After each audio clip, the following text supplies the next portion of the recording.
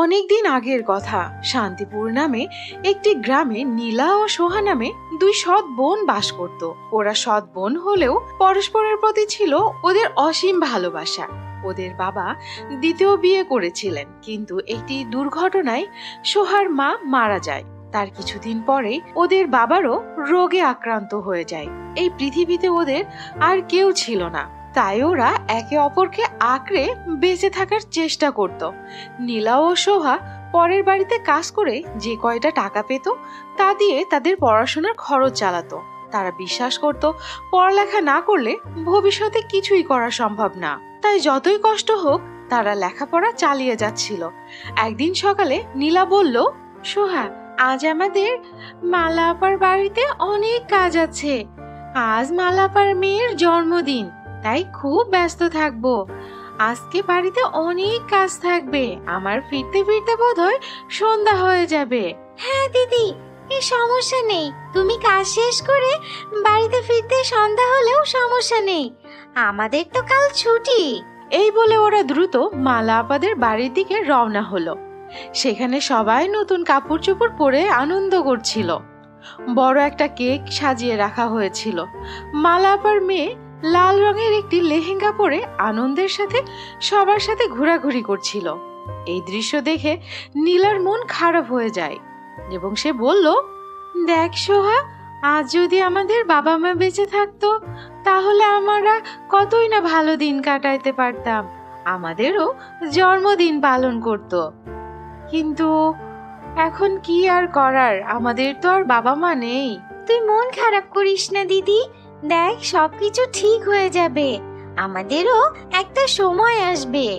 এই বলে সোহা তার চোখ মুছলো এবং কাজ করতে শুরু করলো। অতিথিদের মাঝে খাবার পরিবেশন করতেছিল। হঠাৎ করে সোহার হাত থেকে একটি জুসের গ্লাস লেগে মালা আপার মেয়ের সুন্দর লেহেঙ্গাটা নষ্ট হয়ে যায় এবং মালা আপার মেয়ে চিৎকার করে উঠল, তুই এটা কি করছিস? হ্যাঁ, আমার সৌন্দর্য দেখে তোর হিংসা হচ্ছে, তাই না? আমার সুন্দর লেহেঙ্গাটা নষ্ট করে দিলি। না না, এটা ভুলে হয়ে গেছে, আমি তোমাদের কাছে ক্ষমা চাচ্ছি। মালা আপার মেয়ে রেগে গিয়ে তার মাকে ডেকে বলল, মা দেখো, এই মেয়েটা হচ্ছে আমার জন্মদিনটাই নষ্ট করে দিল। এই মেয়েটা আমাকে হিংসা করে, দেখো আমার সুন্দর লেহেঙ্গাটা নষ্ট করে দিয়েছে। এই মেয়ে, আমাদের বাড়িতে কাজ করতে করতে তোমার অনেক বেশি সাহস হয়ে গেছে না? এই মেয়ে, তোমাদের বাড়ি থেকে বের করে দিব। তোমাদের এত সাহস, আমার মেয়ের জন্মদিনের লেহেঙ্গাটা তুমি নষ্ট করে দিয়েছো। তোমাদের জন্য আমার মেয়ের জন্মদিনটা নষ্ট হয়ে গেল। তোমাদের এ মাসে আমি আর কোনো বেতনই দিব না। নীলা ও সোহা অনেকবার ক্ষমা চাওয়ার পরেও কোনো ফল হলো না। নীলা ও সোহাকে বাড়ি থেকে বের করে দিল। নীলা ও সোহা নিরুপায় হয়ে মন খারাপ করে তাদের বাড়ি থেকে চলে আসলো। সারাদিন কাজ করে ক্ষুধার্ত ছিল। ওরা পথে পথে ঘুরে বেড়াচ্ছিল। পথে যাওয়ার সময় ওরা এক জঙ্গলের পাশে চকচকে কি যেন একটি বস্তু দেখতে পেল। নীলা বলে উঠল, এই সোহা, দেখ, ওখানে কি যেন একটা চকচক করছে, চল তো গিয়ে দেখে আসি। এই বলে সোহা ও নীলা এগিয়ে গেল এবং সেখানে গিয়ে দেখলো একটা পরী অজ্ঞান হয়ে পড়ে আছে। তারা পরীকে সাহায্য করার জন্য পাশের পুকুর থেকে পানি নিয়ে আনে। পরীর মাথায় ঢাললো, কিন্তু পরীর জ্ঞান ফিরছিল না। ওরা পরীকে অনেক কষ্ট করে বাড়িতে নিয়ে গেল।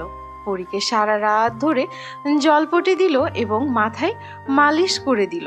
সকালে পরীর জ্ঞান ফিরলে সে অবাক হয়ে বলল, আমি এখানে কিভাবে এলাম? আমার শরীর এত ভালো লাগছে কি করে? নীলা ও সোহা পরীকে সব ঘটনা খুলে বলল। পরী কৃতজ্ঞ হয়ে বলল, তোমরা যদি আমাকে সাহায্য না করতে তাহলে হয়তো আমি বাঁচতামই না। তোমাদের এই ভালো কাজের জন্য আমি তোমাদেরকে কিছু উপহার দিতে চাই। এই নাও, এই দুইটি লেহেঙ্গা তোমাদের জন্য, একটি সোনার লেহেঙ্গা, একটি রূপার লেহেঙ্গা। এই জাদুর লেহেঙ্গাগুলো তোমাকে অনেক সাহায্য করবে। এই বলে পরী উধাও হয়ে গেল। নীলা বলল, সোহা, তুই সোনার লেহেঙ্গা তুই সোনার লেহেঙ্গাটা রাখ, আমি বরং রূপার লেহেঙ্গাটা রাখি। না দিদি, তুমি বড়, তাই তুমি সোনার লেহেঙ্গা রাখো, আমি রূপার লেহেঙ্গা রাখি। এই বলে দুই বোন তর্ক করতে লাগলো। অবশেষে নীলা পরলো সোনার লেহেঙ্গা আর সোহা পরলো রূপার লেহেঙ্গা। লেহেঙ্গা পরার সাথে সাথে তার জাদু দেখাতে শুরু করলো। নীলা যখন ভাবলো ইস একটা সুন্দর বাড়ি হতো, ঠিক তখনই সামনে একটি বিশাল প্রকট হলো একটা সুন্দর বাড়ি। বুঝতে পারলো লেহেঙ্গার দুইটি জাদুর লেহেঙ্গা, এটি তাদের জন্য অনেক ভালো কিছু বয়ে নিয়ে আসবে। তারা সেই বাড়িতে থাকতে শুরু করলো এবং সেই জাদুর লেহেঙ্গার মাধ্যমে গ্রামের অসহায় মানুষদের সাহায্য করতে লাগলো। এমন করে বেশ কয়েকদিন কেটে গেল। একদিন সেই পরীর সাথে তাদের আবার দেখা হলো। পরী তাদের দেখে বলল, আমি তোমাদের সঠিক চিনেছি। আমি জানি তোমরা খুব ভালো মনের মানুষ। তোমাদেরকে আমি এই লেহেঙ্গা উপহার দিয়েছি। তোমরা এই লেহেঙ্গার মাধ্যমে শহর এবং গ্রামের অসহায় মানুষদের সাহায্য করবে। এরপর থেকে নীলা ও সোহা একে অপরকে আঁকড়ে ধরে সুন্দরভাবে জীবনযাপন করতে লাগলো। বন্ধুরা, গল্পটি কেমন লাগলো? নতুন নতুন গল্প পেতে আমাদের সাথেই থাকো। আর হ্যাঁ, সাবস্ক্রাইব করতে কিন্তু ভুলো না। মিনা আর রূপা তাদের ছোট্ট মাটির ঘরে বসে রান্নার আয়োজন করছিল। তাদের মা বাবা অনেক আগেই মারা গিয়েছেন। গ্রামে একমাত্র তারা দুই বোনই বেঁচে থাকার চেষ্টা করে। তাদের একে অপরের প্রতি ভালোবাসা ছিল অনেক বেশি। একদিন রূপা বলল, আপু, তুমি তো আমাদের বাড়ির সবকিছু, কিন্তু তোমারই তো কোনো আনন্দ নেই। তুমি যদি বিয়ে করতে পারতে তাহলে আমার জন্য কত ভালো হতো। রূপা, বিয়ে তো শুধু টাকা দিয়ে হয় না। আমাদের তো কিছুই নেই। আমাদের সুখ শুধু তোর মুখের হাসিতে। তুই হাসলেই আমার জীবন সুখে ভরে যায়। আমার বিয়ে নিয়ে এত চিন্তা করতে হবে না রে বোন। আপু, একদিন দেখবে আমি তোমার বিয়েটা অনেক ধুমধাম করে দিব।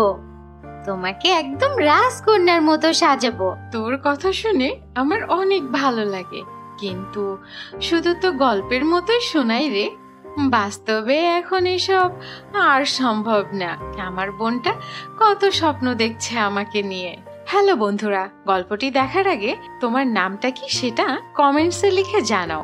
আর হ্যাঁ, চ্যানেলটি সাবস্ক্রাইব করে দিও। একদিন বিকালে মিনা যখন বাগানে গাছের শুকনো ডাল কেটে রান্নার জন্য প্রস্তুত করছিল, হঠাৎ করে বাতাস ভারী হয়ে গেল। বাতাসে পাতা দুলে উড়তে লাগলো। সেই সঙ্গে আকাশ থেকে একটি ঝলমলে আলো নেমে এলো। আলো থেকে বেরিয়ে এলো এক সুন্দরী পরী। পরীকে দেখে, তুমি কে আর আমার সামনে কেন এলে? হঠাৎ করে তুমি কি কোনো জাদুকরি মেয়ে নাকি? আমি মেঘলা পরী।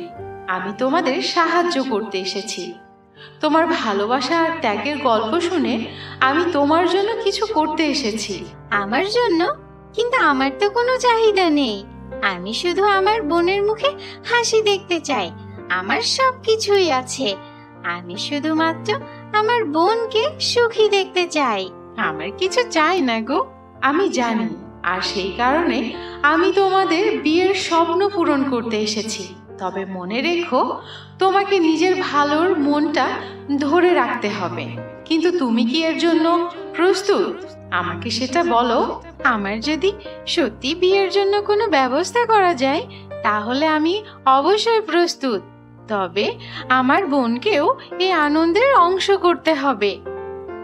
এটাই আমার জন্য যথেষ্ট। আমি আর কিছুই চাই না। এসব শুনে পরদিন সকালে মেঘলা পরী আবার মিনার কাছে এসে বসলো। তোমার বিয়েতে সবার চোখ তোমার উপরে থাকবে। আমি তোমার জন্য একটা সুন্দর লেহেঙ্গা বানিয়েছি। বুঝতে পেরেছো? পরী তার জাদুর কাঠি মাটিতে একটি অঙ্গন করলো এবং সেই অঙ্গনের মাঝখান থেকে রূপালী ঝলক দেখা গেল এবং সেই মুহূর্তেই সেখান থেকে একটা রাজকীয় লেহেঙ্গা হাজির হলো। এসব দেখে রূপা অবাক হয়ে গেল। আপু, এটা একেবারে রাজকন্যার মতো। এমন লেহেঙ্গা তো আমি জীবনেও দেখিনি। কত সুন্দর লেহেঙ্গা! হ্যাঁ, এটা তো সত্যি অনেক সুন্দর। এটা কি সত্যি আমার জন্য এনেছো? তুমি এত সুন্দর লেহেঙ্গা এনেছো আমার জন্য। সকল স্বপ্ন আমি পূরণ করে দিব। এই জন্যই তো আমি তোমার কাছে এসেছি। বিয়ের প্রস্তুতি শুরু হয়ে গেল। রূপা আর রনি মিলে গ্রামের খবর ছড়িয়ে দিল মিনার বিয়ে। আর সেটা খুব ধুমধাম করে হবে। গ্রামের সব লোকজন শুনে অবাক হয়ে গেল। তারা সবাই সাহায্যের জন্য এগিয়ে এলো। কেউ মিষ্টি বানাতে লাগলো, কেউ ঘর সাজাতে লাগলো। মিনা প্রথমে এত আয়োজন দেখে লজ্জা পেল। আমি তো কিছুই বুঝতে পারছি না, এত আয়োজন আমি কিভাবে মেনে নিব। আপু, তুমি আমাদের সবার জন্য যা করেছো এটাই তার প্রতিদান। তুমি আমার লক্ষ্মী বোন, তোমার জন্য তো এগুলো কিছুই না। থাক, তোর আর এত প্রশংসা করতে হবে না রে। এত সুখ আমার আর সহ্য করতে পারছি না। আমি জীবনে এরকম কোনো কিছু কল্পনা করিনি রে বোন। এমন সময় সেখানে সোনাপরি এসে পড়ল। সোনাপরি এসে মেঘলাপরীকে বলল, মেঘলা, তোমার সাহায্যের প্রয়োজন হলে আমাকে অবশ্যই ডাকবে। আমি এখানে এসেছি যেন কোনো কিছুর ঘাটতি না হয়। তুমি যেন একটা কাজও ভুল না করো, সকল কাজ সঠিকভাবে সম্পূর্ণ করতে পারো। হ্যাঁ, আমি বুঝতে পেরেছি।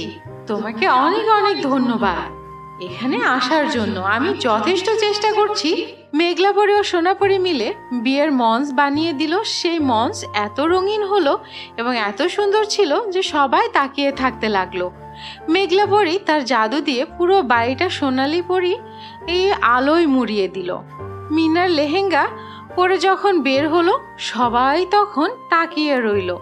মিনাকে একেবারে রাজকন্যার মতো লাগছে। লোকজন বলাবলি করছিল, আমরা তো এত কিছু কখনো আগে দেখিনি। বিয়ের আয়োজন শুরু হলো। রূপা এত খুশি যে চারিদিকে দৌড়ে বেড়াচ্ছে। আপু, তোমার এই দিনটা শুধু তোমার জন্য না, আমার জন্য অনেক আনন্দের। তোমাকে রাজকন্যার মতো লাগছে। আমি যেন স্বপ্নে কল্পনা করছি। ঠিক আমি স্বপ্নে যেমন দেখেছিলাম, তোমাকে এখন না তেমনই লাগছে, আরো বেশি সুন্দর লাগছে। তুমি কি মিষ্টি আপু দেখতে। গ্রামের বাচ্চারা সেখানে নাচতে লাগলো। বড়রা সবাই মিলে একসঙ্গে গান গাইলো। পুরো পরিবেশটা যেন একে স্বপ্নপুরীর মতো হয়ে উঠল।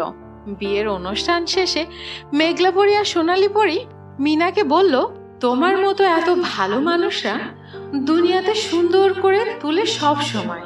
নিজের ভালো মনটা ধরে রেখো মিনা। তুমি খুবই ভালো মনের একজন মানুষ। এজন্যই তোমার জন্য এত কিছু করা।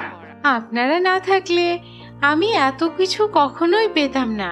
আমি কখনো কল্পনাও করতে পারিনি যে আমার আজকে এত সুন্দর দিন আমার জীবনে আসবে। আমি আজীবন আপনাদের জন্য কৃতজ্ঞ থাকব। আপনি পুরো গ্রামবাসীকে খুশি করে দিয়েছেন এবং আমার বোনের স্বপ্ন পূরণ করেছেন। আমি জীবনে কল্পনা করিনি যা বাস্তবে আমাকে করে দেখিয়েছেন। মিনা, তুমি এসব প্রাপ্য। তুমি একটা লক্ষ্মী মেয়ে। ছোটবেলা থেকে তোমার বোনকে অনেক ভালো রেখেছো, কিন্তু তুমি নিজের কথা কখনো ভাবনি। তুমি তোমার বোনকে মেয়ের মতো করে বড় করেছো। এমন তোমাদের মতো এই গ্রামে আর একটিও নেই। গ্রামে সবাই মিলে আনন্দে দিনটি উদযাপন করলো। মিনা আর রূপা জীবনের এই নতুন অধ্যায় শুরু করলো। বন্ধুরা, তোমরা যদি নিজের বিয়েতে এমন কোনো জাদুর সাহায্য পেতে, তাহলে কি কি করতে চাইতে কমেন্টে লিখে জানাও। গল্পটি যদি ভালো লেগে থাকে তাহলে অবশ্যই আমাদের চ্যানেলটিকে সাবস্ক্রাইব করো।